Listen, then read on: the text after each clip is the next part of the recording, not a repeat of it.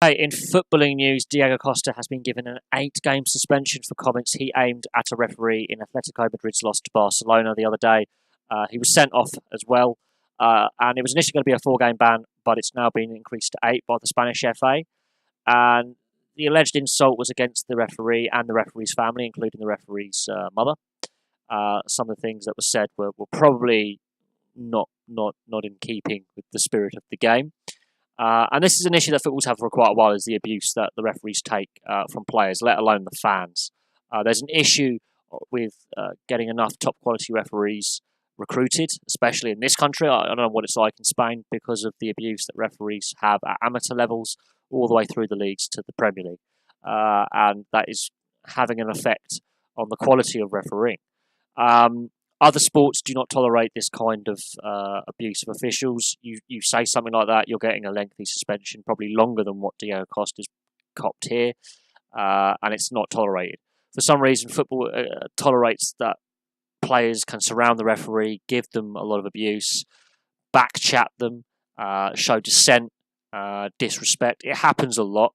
I've seen it a lot in football. The World Cup, foul was committed, players surround the referee. Every player.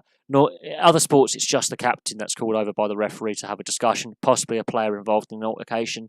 That's it. Football, for some reason, all the players crowd around the referee. They overreact. They give a lot of abuse.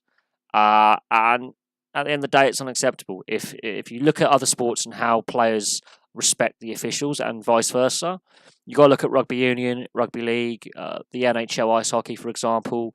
Other sports that are team sports, they seem to respect the officials a lot better than football, and it's a problem, and it has been a problem for quite some time. Where a lot of players crowd around the referee, they throw abuse at them, they swear, and if these are role models for kids, the kids are going to start doing it at youth level. Hence, why we have a problem in recruiting referees. They're just not willing to get paid very little to take that much vitriolic abuse.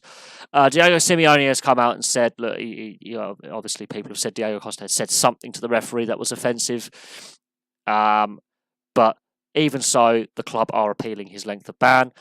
This comes at a crucial time of the season, of course, with Athletico in second behind Barcelona in La Liga. But the gap is, I think, too big with 7 games remaining for them to close it. And this comes at a crucial time of the season because this means Diego Costa will miss the rest of the season and a game next season as well. So it comes at a crucial time in the season. The club are prepared to contest the suspension, the length of it, and appeal.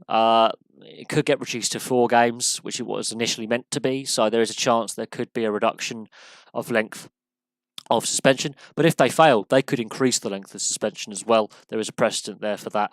And I think this has to be a moment with, and there has to be a change in culture with players and how they respond to officials when it comes to football. I think they're setting a bad example, whereas other sports set a better example on how to communicate with the officials and make sure the game just flows and goes on without incident. But there we go. It's an interesting talking point. That's one of the downsides to football that I see is as how players respond to the officials and the abuse they give officials. Some of it's a bit borderline. Whatever Diego Costa's gone is beyond borderline. But it's an ongoing trend, and it's not going to stop with Diego Costa getting a suspension. There has to be a culture change across the entire sport at grassroots level going up. But there we go. Thank you very much for watching. Please like and subscribe. Place your thoughts below on the Diego Costa suspension, and I'll have some more videos for you soon.